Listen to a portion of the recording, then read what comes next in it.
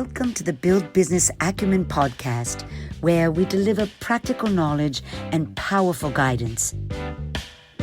Here is your futuristic host, Nathaniel Schooler.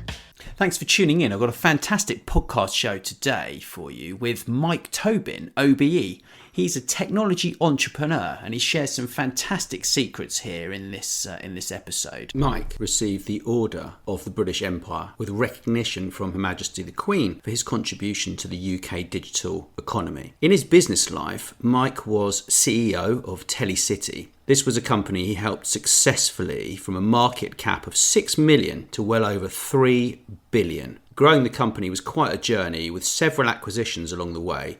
And in the other episode that I did with Mike, he tells me about his personal brand and how it helped him along the way and how it's more longer lived than a business brand. And in fact, what's really interesting is this episode we recorded in a very, very noisy place. So you have to bear with me on the sound. I tried my best to make it work. So hope you enjoy it. And don't forget to review and share on iTunes and wherever else you listen. Really appreciate it. And do subscribe wherever you are. I've got an email opt-in box now as well. So please subscribe wherever suits you.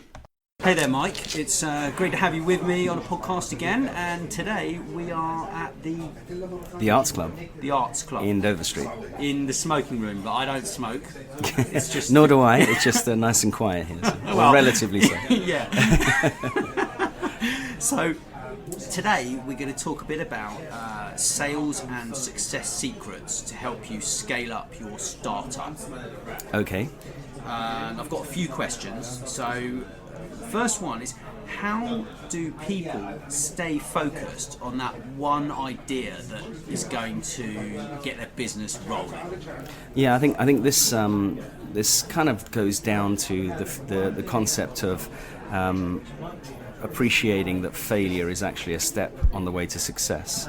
And that's where the focus comes in. And a lovely chap who basically taught me how to sell when I was in my very early 20s. It was actually Bryan Adams' cousin, the singer. His name's Ian, but he sort of explained this to me, and it's a great lesson for everyone. So if you imagine you're a broom salesperson, right, and you can go back in your statistics and work out that out of every 100 houses, 95 houses already have a broom. 3 of the houses want a broom, but yours is too expensive, and 2 of them, would really like those, but actually yours is the wrong color. But one of them says, you know what, that's fantastic, it's exactly what I want, and you get it. Now that means statistically, in advance that you're going to sell 1 broom every 100 houses. So when you knock on a house door and they slam the door in front of you, you should be rejoicing because you're one step closer to your sale. Right? Now, if you can apply that principle to the inevitable ups and downs of a startup business, then you're going to get those. It's unnatural to assume everything's going to go swimmingly every day. That is just nonsense. So actually, everything that you fail at, call it lessons, right? So you say, I'm going to succeed or I'm going to learn. And you remove that failure element from your view, then actually you can see a direct path to success through all the things that you would have normally said were failures. And that's a really important point for anyone starting anything, and basically for life too. Yeah, that resonated with the audience. The last time you talked about that when we spoke, so many people said, because I know a lot of people that are involved with startups, so quite a lot of my audience, the more engaged people seem to be those people. And they absolutely loved it. But funny thing in life, right? There aren't that many lessons to learn, right? It's like communicate well, engage with people. Anybody doing anything in terms of a business startup or selling anything, all they're doing actually is selling themselves. They're selling confidence. Right? They're engaging with people and building a trust. If you think about who's going to win and who's going to lose in the future, and I was talking to my 17-year-old daughter yesterday about this. She was saying, look, I'd like to be an artist. I said, well, that's cool, but you're incredibly bright. I mean, but if you want to do art, that's fine. They're very intelligent artists as well. And she says, and I said, well, let me just give you one piece of advice. Focus on your skill set and not the career. Right? So if you focus on being an artist, you're very narrow, If you focus on being artistic, right, you could be a curator, right? You could be an interior designer. You could be many things, right? Which broadens your entire portfolio of opportunity, but uses exactly the same skill set. So instead of thinking about a specific career, think about a specific skill set. You open up the opportunity portfolio, and I think this is, again, when you're looking at business in development, you probably want to think about what do you have to do there. You have to engage with people. You've got to sell confidence, right? People will buy you, and then they'll buy whatever you are telling them to buy because they trust you. And by the way, it breaks as quickly as it's made, or much quicker than it's made, right? Because you try and sell someone they don't actually need, then that will come off the wrong way as well. So, this is about engaging with people and making sure that they have confidence in you. You're almost being a curator. People go to Amazon, right?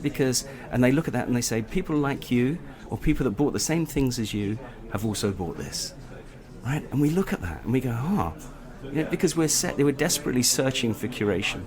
Desperately searching for curation. Yeah, that's massive. It's absolutely massive. The use of data with that, it's crazy. We'll have a little chat about that in a minute about data. But so a lot of people that I speak to, certainly in the startup business, and also people who aren't used to technology, really, kind of more the old school generation, even sort of people in their early 40s, mid 30s, they get distracted massively.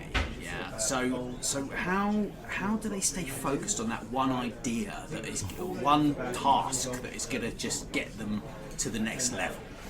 Well, the funny thing is these days that the rate of change is getting faster, right? So maybe having the single objective is not necessarily the most important thing. Maybe the focus should be on drive and energy, and just say that every day, you wake up and you say, what am I going to do today that moves me forward, right? Yeah. And that the direction might change, right? But as long as every day you get up with that objective, then you're going to improve. And I think, again, it's a little bit like I was saying, rather than focusing on the end result of being an artist, focus on the talents that you need to have. So in the most important talents you need to build a business, right? Yeah. Tenacity, never give up, resilience, stamina, take the knocks, all those things, right? But engage with people. And the other thing about it is little tricks like, people always say it's really hard to get funding for small businesses. That's not the case, right? But when I there's this tiny little key cutters down by Cannon Street Tube Station in London, and I always go past. When I walk past in the sunshine, right, I see it as a key cutter. When I walk past in the rain, all these umbrellas are wheeled out into the street. Oh, right. Nice. Now they're always inside, but when it's raining, of course, they sell them outside. And one thing I noticed, right, was that when they wheeled them outside, these £1.50 throwaway umbrellas are now £10, right?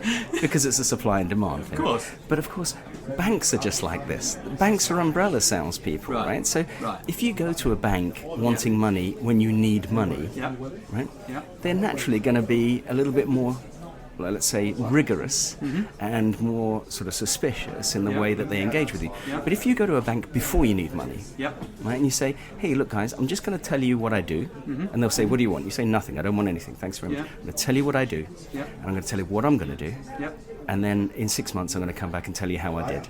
Right? And if you do this again and again, after 2 or 3 visits, the bank goes, how can I help you? Right? And suddenly the shoe's on the other foot. Right? Now we're talking, because now the bank wants to engage with you. Suddenly you've knocked 200 basis points off your finance package. Right. Okay? And so you're now going and buying the umbrella when it's sunny. Yeah. Right? It's supply and demand. Supply and demand. But you're engaging, you're committing that trust thing in the sunshine, and you're buying your umbrella, but you say, you leave it for now and I'll come and pick it up when it rains. Yeah. Okay? Yeah. That makes a lot of sense, for sure. It's a bit like girls, right? Before I found a girlfriend, it's like if you look at them, you kind of got to just sort of look away and wait for them to come to you, right? Well, I mean, there's always the flattery element as well. But well, I must admit, I was talking to a couple of my good friends at Blipper the other day, and obviously they have some very highly developed facial recognition technology, which is linked into Wikipedia and all these sorts of things. But ultimately, their objective is to put on a contact lens, essentially artificial intelligence, or augmented reality, if you like. On a contact lens. On a contact lens. So basically, you could go into a club and you'd look at a guy or a girl that you were attracted to, and immediately beside them you'd be able to see whether they were single or what their favourite things are, and it'd say, and by the way, she likes green eyes, and I've just turned your eyes green. So that's the sort of thing that you could do, and I'm sure that there'll be defence mechanisms on the other side for that as well. But that's the way technology is going. Yeah. And I'm sure that some people would go, that's awful, how terrible would that be for a technology to be able to do that? But and as we were just saying before we were online, I think the problem is that you can't uninvent technology. No. So if it's out there, people are going to use it, and you can't put the toothpaste back in the tube.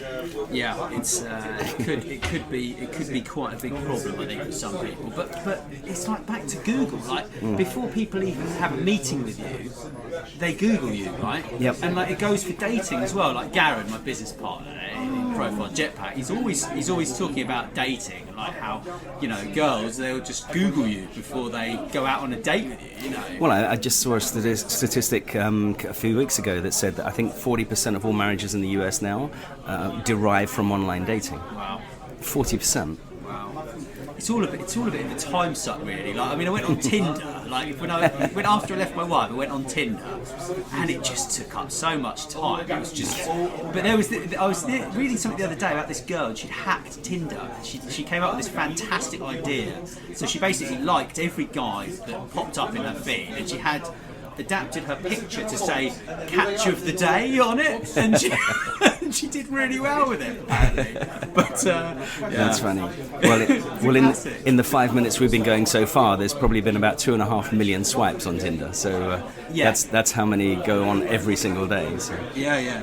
So you're a big believer, I know, in taking action without strategy. Can you expand on that? Yeah, that's probably putting me in a really tough spot. But of course. So from my book, Forget Strategy, Get Results, I guess you're deriving that. Yeah. And so it's slightly tongue-in-cheek, because what I'm kind of portraying in that is that strategy is less important than taking action per se.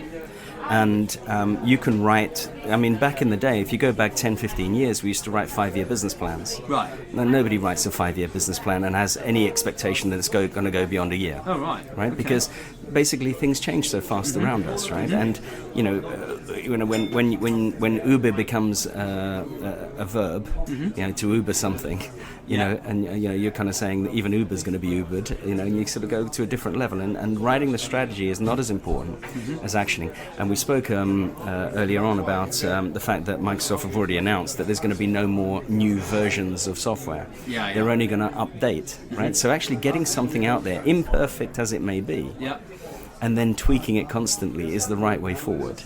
Okay? Yes. So rather than a strategy, I would use the word vision. I would say, there's my vision. My vision is I want to be famous for this. Okay? Yeah. And everything I do every day, from the moment I wake up, in a business sense, is that to focus on delivering my vision.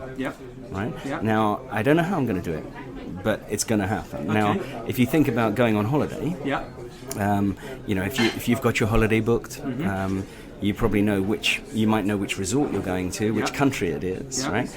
But you probably don't know what colour the BA flight or what colour the plane is going to be, and you don't know what colour the taxi is going to be when you take the taxi to the airport, and you probably don't know what route he's going to take. You might have a reasonable idea, but you won't know what route it is. And by the way, if there's a roadblock on the road, it doesn't mean to say your holiday is finished. He'll just take a detour and he'll get there in time, and you'll plan a few extra minutes early just in case that happens.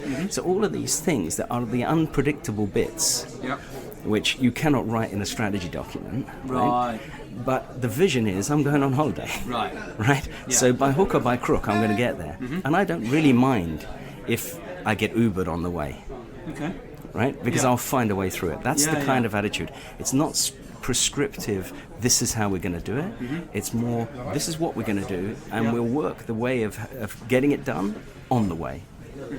So it's really like a continual innovation, Yeah. Because Yeah. most ideas, Absolutely. most things are invented already, right? I mean, you can shoot me down for that, you can shoot me with that if you want, but most things are invented already. To invent something, don't worry, I'm fine. To invent something right now is really hard, right? Well, so you can innovate. okay, you can innovate, and I'm not 100% sure what the difference between innovate and invent is, but I kind of see what you mean. So, the way I see the answer to that particular comment is that it's a bit like the big data thing, right?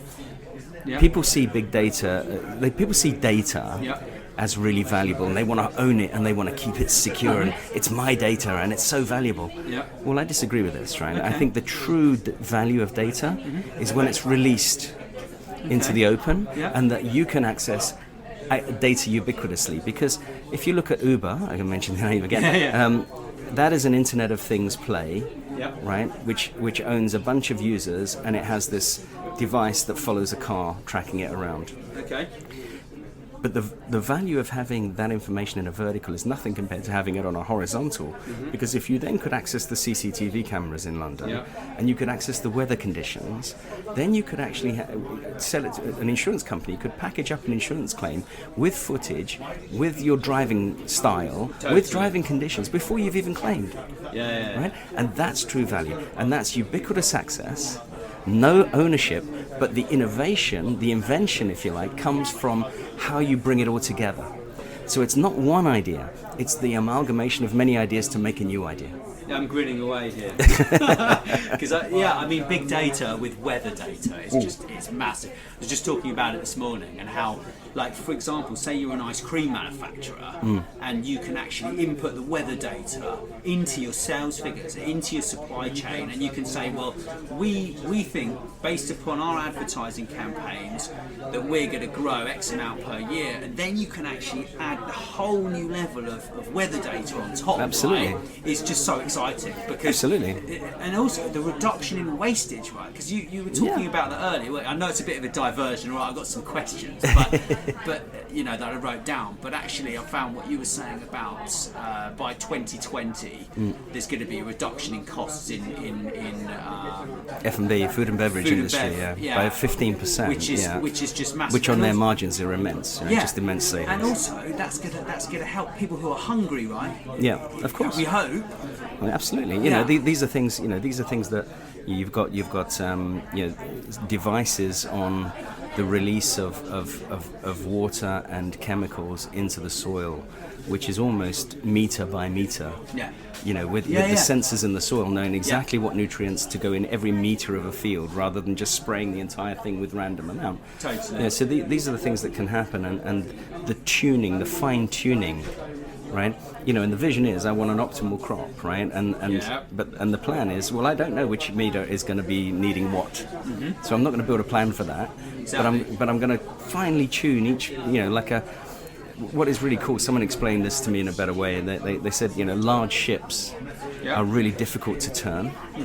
And so the size of the rudder is enormous, and to turn a ship like that is enormous. So what they do is on the end of the rudder, they have mini rudders, and they're easy to turn because they're little. But by turning that little rudder, it helps drag the big rudder around. Yeah, that right? makes a lot of sense. So you're doing micro changes all the time, and you're guiding the overall picture of the ship, right? So you know, this is kind of how we use big data, or how we use the Internet of Things and big data. Yeah, it's going to be an interesting few years with all the security issues that are around that, and actually, you know, it's going to be crazy. I mean, certain wine locations, you know, wine regions in the world, they don't allow extra water. Right. Yeah, absolutely. So actually, the ones that actually do allow extra water are gonna come up with the most amazing quality wines. It's going to be really interesting to gauge that, and also the vitamins and the nutrients that these plants need. It's just going to be, it's quite an exciting time, really. Well, think about if we had, you know, obviously people like enjoy their alcohol, and if you could put nutrients into alcohol, which nobody's really thought about yet, but you know, they've tried to put things into bread, but they haven't put it into alcohol yet, and that might actually be a better thing. So. Well, I don't know. I think with the way alcohol affects the absorbing the Yes, nutrients. of course. Right? Yeah, but no, I think they. What was I going to say? I had something interesting about that. It doesn't matter. It might come to me later. But yeah, I think it's a very, very interesting time right now for sure. And so, how do you think big data affects scaling a startup business? Do you think they can use it, or is it too expensive? I mean, some businesses actually use big data as their core product, if you like, right? So again, my position is that it's not about a vertical application. So somehow we need, and I think this is where government is really important, because government has a tremendous amount of data on us, Right. and I think that so I just got a few people arriving here, so it's got a little bit noisy. So government has a really tremendous amount of data on us, and obviously it would be tremendously useful if we could release that data into the atmosphere, if you like, and have everyone use that kind of thing. But I don't think that's going to happen in the near future. But somehow, companies, I think, first of all, need to think about what do they want to be famous for, right, and then try and identify areas in which they can gather large volumes of data on a horizontal basis, not a vertical basis. Explain to some people what horizontal and vertical is. So, as I say, if you've got a vertical application, you're focused on the data within that bit of the business, right? That industry, niche, And actually, the amount of enriching you could do to your portfolio product by combining other vertical information on a horizontal basis. So you're taking a bit of all this other big data as well. And I think most businesses could benefit from, the simplest stuff in big data. People think about big data as like this tremendous amount of data, but you can start with a CRM system, right? And you can say, I'm going to put all my clients, every single time I touch a customer or prospect, I'm putting it in a CRM system. And if you did this absolutely religiously, you would build a tremendous big data, sort of platform, right? Now the problem is, it's usually salespeople that use CRM, and with respect, and I am a sales background, we never use CRM systems because we think they're a pain in the neck to use. And so I think one of the issues is getting people to understand the value of things like CRM systems, because they're only a system, right? They don't produce the data. You've got to put the data in. Big data is it's not there. You've got to produce the data, and then you can analyze it. And producing data on clients relies on people to do the work around the engagement, right? So that you can enrich an understanding. And then you can use a technology to cut and splice people in the right way. So then if you've got an offer, then you know that, let's say someone gets a couple of free tickets to Chelsea, and then they know how many of their potential customers or potential prospects are Chelsea supporters, then they can go in and look at a database rather than having to think, now which of my guys would I have to invite? Oh gosh, I can't remember. One button could identify that in 1 second. Right? So it's very true. It's a very simple kind of, put the data into a system and you can cut and slice it and splice it as much as you want. So people buy data, and they buy really sometimes very generic lists of nonsense, which is why we always get which is why we always get these random calls from like, did you have an accident? Well, your name's on a list somewhere and they've sold it, right? And so some of this, and this is where I think our wariness comes in as well. We don't like people having data on us because people abuse the fact that they own it. But we've got to get over that. Right? Because unfortunately, we're way beyond that. No one's going to uninvent, right? So, we're not going to have one of those men in black pens and make everyone forget all our data. It's out there. It's in the ether.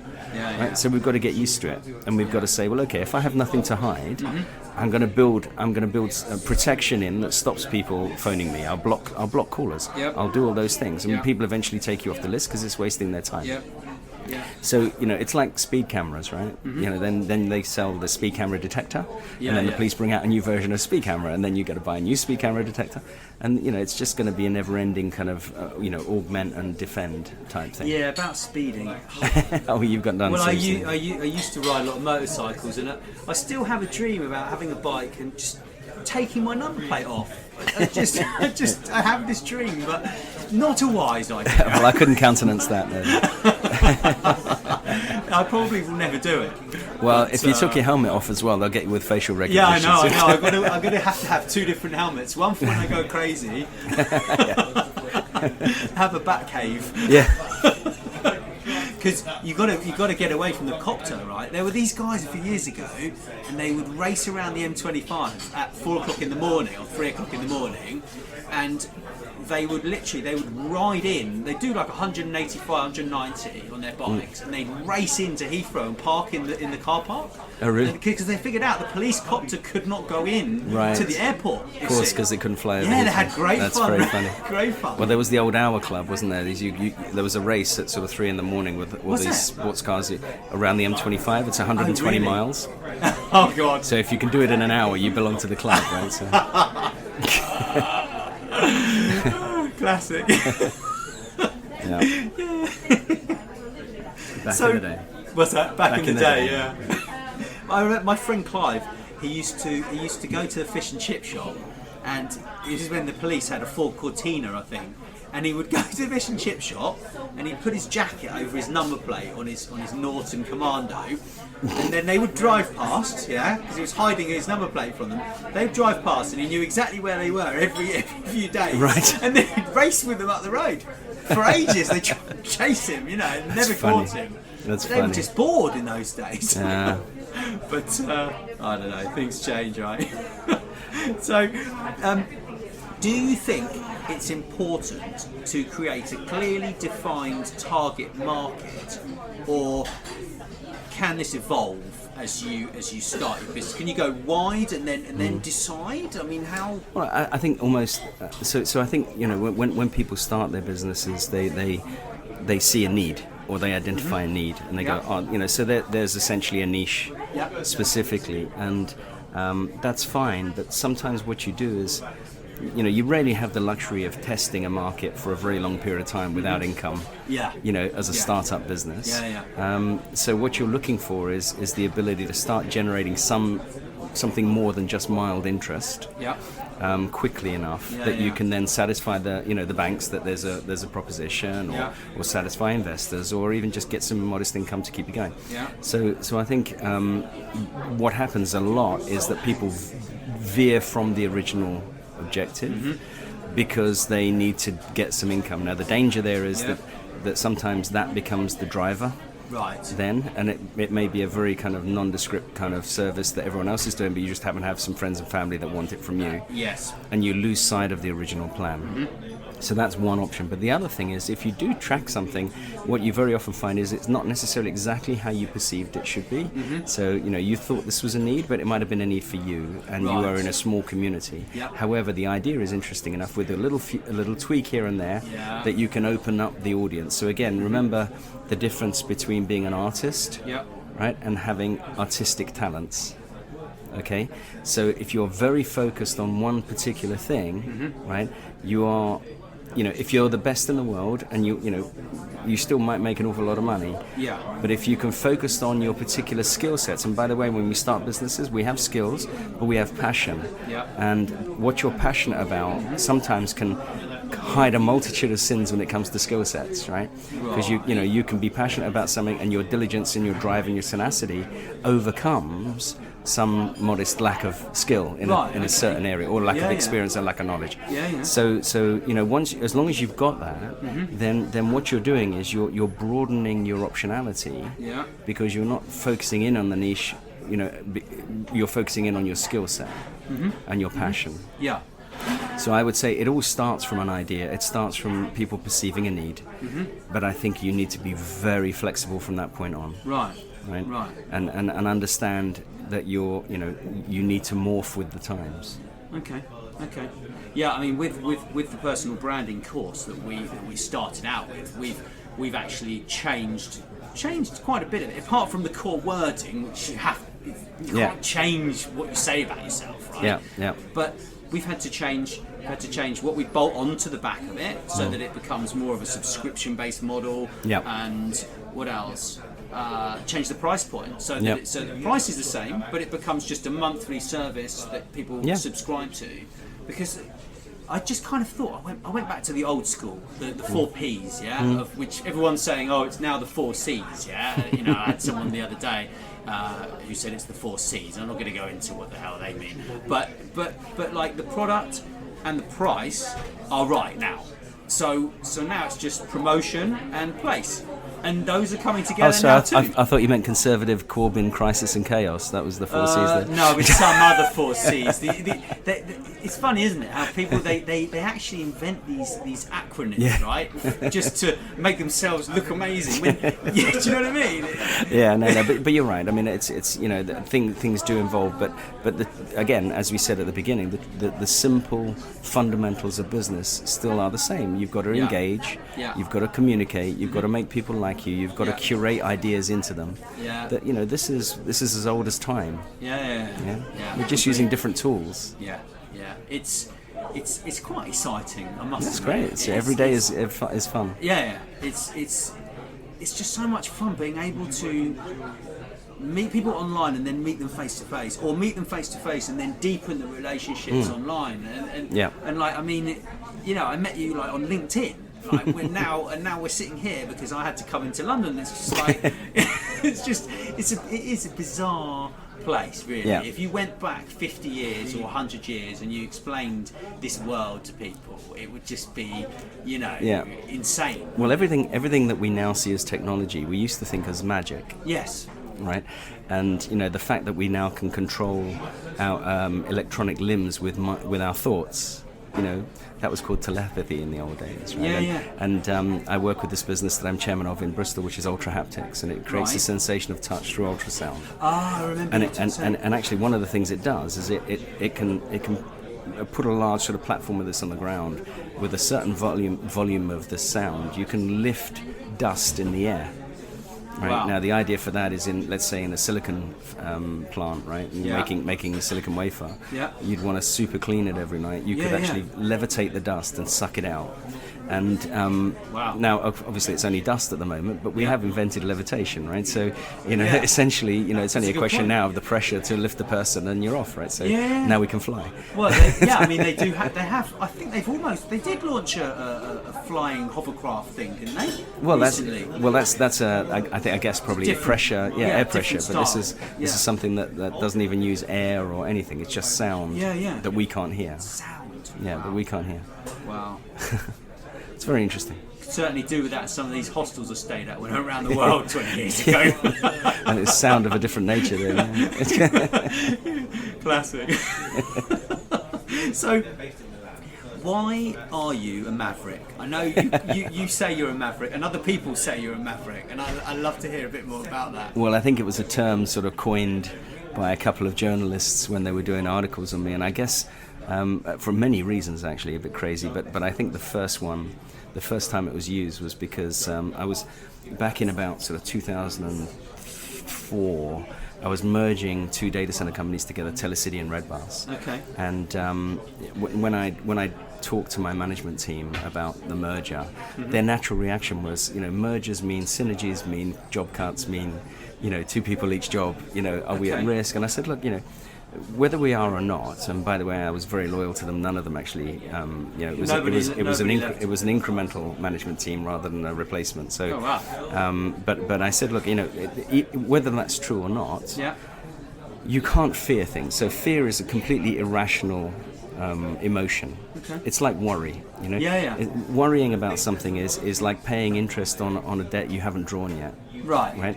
That's a good way to look at it. It's nonsense, right? So basically, you have a couple of things. You either, if you are concerned about a potential outcome, you have a couple of options. Either there's something you can do to minimize that impact, in which case you should do it.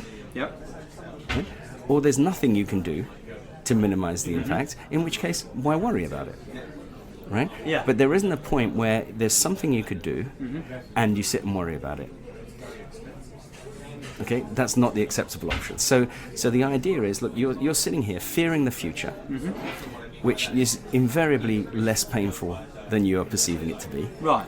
Right? But you're already losing all this emotion, stress and everything else, and nothing's happened yet. Yeah. We don't fear the current and we don't fear the past. We fear what's going to happen, what could happen actually. Yeah. And rarely does. So I said, look, I took my management team up to a management meeting up in Scotland, and they thought they were going for a whiskey tasting. But as we crossed the Firth of Forth on the north side of the bridge, and we did a quick U-turn, and down there is a massive man-made aquarium right inside the Firth of Forth. And it's really big and very, very high. And when you're in it, you feel like you're in open waters. So we pulled up in the car park, and I said, can you get out? And they said, it's a strange place to have a whiskey tasting. But anyway, and I said, look, can you start getting into your wetsuits, please? And they were looking at me going like, what's this idiot on now? So 2 by 2, they got into their wetsuits. And then I said, please get into the water. And as they got in, they started to see these shark fins floating around on the surface. Right? How big were these sharks? 3 meters. Yeah, and probably a meter across. These are serious sharks, like really serious sharks. And anyway, so 2 by 2, they went down to the seabed and had these sharks. Literally, there was no cage, no nets, coming right up to them. The only thing we said is, please don't try and touch them because they will have your hand off. But, really? Yeah, but if you stand very still like that, they come They're right like up to you. Yeah, absolutely. Well, you can't pet a shark. Were these great whites? They weren't great whites, but there was hammerheads, there was tiger sharks, there was also all different things in there. So these things were coming right up within 6-8 inches of your face. Whoa. And they're like a meter wide. Yeah. And so when they came out again, 2 by 2, we had a debrief, and I said, okay, so how did you feel when you realized what was going to happen? So you got these things, you thought it was kind of weird getting in the tank, and then you saw all these shark fins floating around. They said, oh my God, you couldn't imagine the fear I had. You couldn't imagine I was petrified. I hated you, Mike. Where's my HR manager? Where's my HR department? And by the way, the HR person went in as well. So, and so I said, okay, well, how did you feel? So total terror, basically. How did you feel when you were on the seabed and they were coming up to you and kind of staring at you and like motionless, but you were there? And they said, well, I was still really scared, but it was kind of exciting as well, right? It was like a buzz. And I said, okay, how do you feel now when you're out? They said, oh, amazing. Life-changing experience. I don't want to do it again. No way. But life-changing. I'm so happy I've done it and survived, right? Wow. So I said, okay, well, every time you fear something, right, going into it, you have this great fear. Well, know this. It's almost certainly you're going to learn something out of it. It's almost certainly not going to be as bad as you're fearing. And when you come out of it, you're going to feel so much more enhanced, right, and better, happier, and everything else. So obviously the ones I didn't want to carry on in the merged company, I gave them a little nick on the arm as we went in, and that sorted them out. But say that again. No, Sorry. I'm kidding. It was a joke. It was a joke. So no, this was a way of demonstrating to them in real terms. I could tell them till I was blue in the face, don't be afraid, and they go, yeah. But if you go to these extremes and you drag people's emotion out, right, then they have to learn it. Because and so that was the first time. The first time, yeah. So when we did merge the businesses, so then I took them. So naturally, these two businesses were kind of head-to-head competitors for years, right? And now they're on the same management team. Okay. So most of them were getting along, but there were a couple of that still just couldn't get beyond their kind of resistance level of working together. So hated enemies for that long, and it's like combining Chelsea and Arsenal into one team. So and so anyway, I took them to the North Pole, and we went to a place called the Ice Hotel. And the Ice Hotel is built every year in the North Pole, and it's made out of ice, and it's the rooms are igloos, and the beds are made of ice, the plates are made of ice, the tables are made of ice. So, I've seen this. Okay, so we've had it's amazing. If you ever get a chance to go there, it's fantastic. I want to go there. It's on my list. So it's just like the ice bar in Heddon Street, by Regent Street. If you go there, it's below like the below zero bar or something. It's called. I've heard of that. Except that instead of -5, it's -50. But other than that, it's the same. So anyway, you go there, and obviously we had plenty to drink. I took them to the bar and lots of drinks, and when they were well lubricated, then I said, look, well, now I'm going to explain the sleeping arrangements. And one of the problems with minus 50 is you have to sleep 2 per bed for body warmth. Okay. So the ones that didn't get on well, I made them sleep together. No. And they were the best of friends in the morning, of course. And the interesting thing there was, the reason they were the best of friends is the one thing you can't have in an ice hotel is an ice toilet, for obvious reasons, because it would melt. So you have to go outside to go to the bathroom, go to the toilet. Yeah. And of course, having had good amounts of vodka in advance, they find themselves needing the loo in the middle of the night. So you had to wake, and you can't go out on your own. No, so if you slip, if you slip on the ice and knock yourself out, you're dead in 20 minutes. Right? You're gone. So you have to have someone watching you. So of course you wake up this guy that you hate, right, and say, excuse me, can you come and shine your torch while I go to the loo outside, please? And he's shining his torch on you, having a pee, right? Yeah. And then you have to go back in, and you can warm your feet on his bum inside. Right? But this is, and so this was creating the bond, right? And really, there's no way that they could be enemies and argue after that. So this alternative style was you are a maverick, right? And a few other things. Some of my rather crazy, charitable escapades as well has probably endorsed that. That I like idea. your CEO sleep out. I think that's really cool. Absolutely, that's something really I started about 4 years ago. What date is that? So that's usually in early March every year, and it's we sleep just in sleeping bags in front of the London Stock Exchange in Paternoster Square on the floor. On the pavement, and it's CEOs, so we have the CEO of places like Dell, Fujitsu, Barclaycard, and we raise well over 150 grand a year over the last 4 years for Action for Children, for homeless children. Wow, it's nice. No. It's really nice. Because it keeps your feet on the ground, right? I remember we talked about it keeps everything on the ground. before. I tell you, it's freezing doing that, and I bet it is. Well, it's quite interesting though. The other thing about experiencing small businesses, and it's an analogy to charities in this case. One of the CEOs the year before last was saying to me in the morning at 5 a.m. and you don't sleep much. You get woken up by foxes the size of large dogs, really? And you've got the dustbin man, and you've got the drunks, and you've got all these people constantly, and you've got some balls binging off every hour, and so all of this, you just don't sleep, and it's cold and it's damp and everything else and rainy. And he said in the morning, oh my goodness, this is amazing. I do feel now, I really do appreciate how bad it is to sleep rough.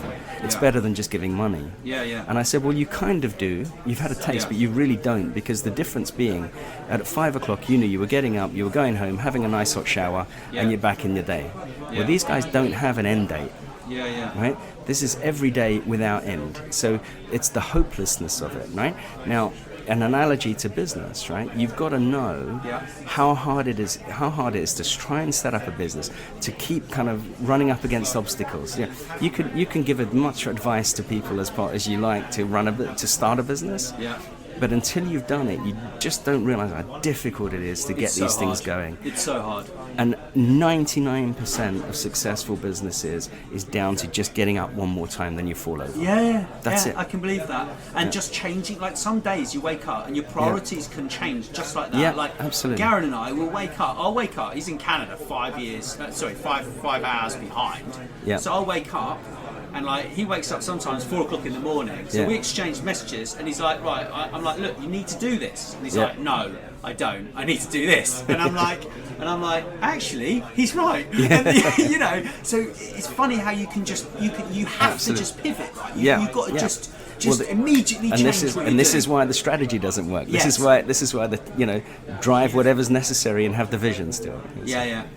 No, I can resonate completely. It's the toughest thing. I mean, we had the problem is we didn't have any leads. Then we started getting loads of leads, and then what the hell are you going to do? Your process is a manual. We launched this thing called brandinggrader.com. So people put their name in, they put a LinkedIn profile and their email. And then you go out and you create a report for them based upon their information. And we will automate it. But to start with, we haven't automated it yet, so we stopped promoting it. Because it was literally, we had so many of these, and Garen's like, we got some more leads in there, dude. And I'm like, really?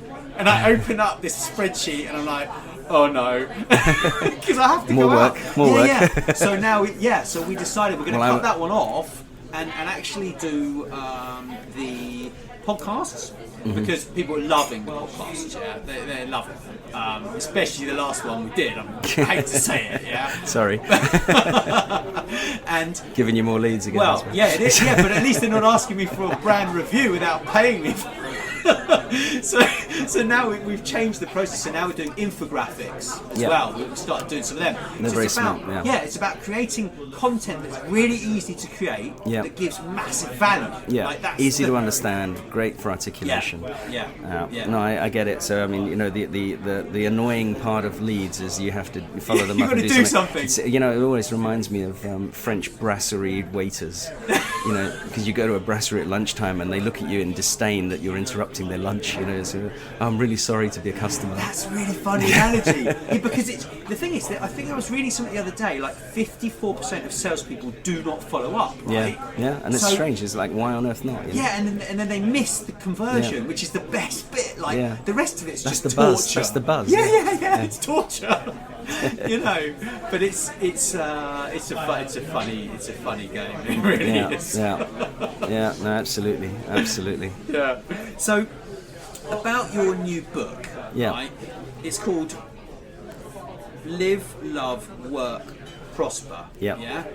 And I know you really tackle this work-life balance that you say does exist or doesn't exist. Doesn't exist. So well, not you know, for us. I mean, you know, I think if you're at a certain level in a kind of an aspirational case, let's say you're a middle management, you're trying to start your own business, all those sorts of things. Yeah. I think it doesn't exist. You can't have a successful work-life balance. Okay. And I know that's controversial, but I think what you need to do is have work and life integrated these days.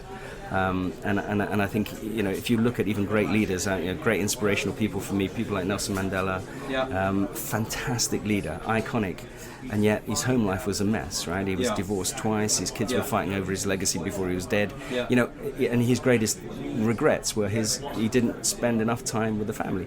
Well, you know, he changed an entire nation, he changed an entire continent. He was an inspiration for millions and millions and millions of people. Yeah. He couldn't get his home life sorted. No, but his personal brand was exceptional, exactly. Wasn't it? And well, this is the thing, is, you see, I think if you are so driven to success, right, you effectively cannot compromise. Yeah. Okay? And when we look at work-life balance, you sort of say, oh, I'm home, love, you know, and it's like, okay, I can't do my emails now, I can't do that's not the way of the world anymore. No, right? you have to do it. And if you try to fight it, you will lose at one. Okay? So by integrating, so I'll give you a little example. Yeah. I'm on 14 boards around the world. You know, I'm boards in Hong Kong, New York, South Africa, Moscow, Belgium, everywhere. Yep. So when I go to a restaurant, just as we're sitting here now, the phone's on the table. Well, you have your phone on the table. I have the same phone, and my phone's on the table too. There you go. So when you go to a restaurant, we were with another couple having a nice dinner out the other night, and the woman said, "Don't you think it's rather rude to have your phone on the table when we're trying to enjoy sort of we haven't seen each other for ages, you know?" And I said, "Well, yeah, I can see how you would think of that, but let me invite you to think about it a slightly different way, right? If, bearing in mind that I've got businesses on every time zone, now the chance of me having an issue that needs my attention in that period of time is really small, really small. Okay? If I have my phone in my briefcase in the cloakroom, a little bit of my brain would be saying, what could be happening to those businesses? Now remember what I said about worry. It's nonsense, right? But I can't do anything about that because it could be ringing itself off the hook in my thing, but I wouldn't know. No. Now, if it's on the table and it's not ringing and it's not doing anything, I'm 100% engaged on the table. Okay? So this isn't about me checking my emails every 2 minutes. No. This is about me using this not as a ball. This isn't my ball and chain. No. Right? This is my liberator. Right. This phone is my liberator. It sits there and there's only certain situations that I need to access it, right? And when that hits the fan, everybody on this table would want me to deal with it because it's a very important thing. Of course, so your life will fall to pieces, right? Exactly. So that they would absolutely be delighted for me to go and deal with it if it's an emergency. But if you want me engaged, then allow me to be engaged. Allow me to free my mind from the thoughts and worries. Right? I'm using technology as a tool to free my mind from the worries of what could happen. Well, it is supposed to help our lives, right? Yes. Not to be a nightmare. But then there is the other side of the coin, which is the addiction of it, because the user interface is so amazing. I was addicted to my phone a while back. I'm a bit better now, But it becomes a sort of very difficult, I think. Well, I think if you think about this, right? So, aspirational middle manager. Mm-hmm. Let's, for argument's sake, say it's a guy. It can be a woman. Yep. But rather than saying he, she every time, let's just say a guy at this stage. Yeah. But please remember that I'm completely open to the possibilities of the reverse. Right. So. Middle manager. He works hard at work. He knows he's got a number of peers that are also after the next job. Yeah. Right. And his partner said, look, newborn baby, young couple, aspirational, newborn baby. It's your turn to do bath night tonight, right? Because I want to watch a movie. I've got a couple of friends around, and it's your turn. Put the kid to bed. And blah. Okay. Right, fine. Okay, I'll get home at a reasonable time. Leaves the office, and as he's on the bus home, right, he gets an email from the boss saying, "Oh, I'm so sorry. I forgot to ask you before you left, but I urgently need this report for tomorrow. Okay. Right? I urgently need it. It's got to be done tonight. Can you either come back?" Or can you get it done wherever you are, right? Yeah. So he now goes home and he opens up the computer before he goes to bath time, right? And starts, trying to get this thing done. The pressure's on him now. He's sweating, right? Of course he is, because his missus is going to give him grief. Well, he's sweating already because his boss, needs the report. Right? Yeah. Now his wife comes in. What does she do? Quite rightly, she's frustrated because she's saying, "You said," right? Yeah. But instead of creating a compromise, she's adding more stress to the situation, right? Now he's doubly stressed. So what does he do? He takes his phone into the toilet, right, and starts doing his emails in the loo. And she says, "You all right in there? You're a long time." "No, I'm fine. I'm just a strange lunch. I think it's a bit dodgy." Now what he's doing there, he's starting to lie to his partner about working from home. Yep. Right? Yep. Do you know what he does the next day? He goes into the office, right? Is at the cooler, right? Having delivered this report by the skin of his teeth, and one of his peers comes along, who may be a woman, and says, "Oh my God, did you get that last-minute request last night? Crazy, wasn't it? Oh yeah, so bad." And now he's starting to engage and endear with a relationship at work, while he's lying, to his partner through a totally unnecessary situation, right? So in this particular case, what you could do is you could say, look, instead of going straight onto the computer, you say, "Listen, love, I really want to do bath time, but look, I've got this request from the boss here. I tell you what, I think I'm going to tell it to go to hell. I've had enough of this." Right? "What do you think we should do?" Right? And suddenly she's on the side and she's going, "What do you think we should do?" Exactly. And she now says, "Well, you know what? We were hoping for that promotion, right? And because we would like to upscale the house, and that extra salary would be really good. So how long do you think you'll need?" "Well, I tell you what, could I do a slightly shorter bath time, or just give me an extra 10 minutes now just to get the thing done?" And then, you take your time. Then it takes all the stress away. Completely de-stressed, right? And that's the difference between trying to find a balance, saying, "I'm going to switch off now." Right? And off goes my phone. Right? And finding a way to integrate. And there are ways to integrate with engaging with people in a different way and non-conflictual. And this is a business book that might just save your marriage. I'm really excited to read it, because you got some great tech in there as well. We've got some great tech in there, yeah. So the idea is we're using QR codes. The idea is you can just QR read the various pages on the book, which will come up as little graphics, and then you'll see videos of me, supplementary content that takes you out into the internet. And that's, I don't think there's a book that's actually done this sort of engagement with the internet. Not that anyone talks about. It's very cool. So you're going to be sharing some kind of experiences of where you're out and about. So we've got some pretty cool 3D cameras and things that as I'm traveling, I might sort of come up with a quick riff for 30 seconds while I'm sort of buzzed about something in the book, and then I'll use that as the content. You just have to click your phone onto one of the pages, and you're out into Frankfurt, or you're out into Hong Kong, and there you go. Yeah. It's going to be good. I'm looking forward to it, for sure. Well, thanks so much for your time. Pleasure. Really appreciate it, and look forward to reading your book. Fabulous, and I look forward to listening to the podcast when it comes out. Sure.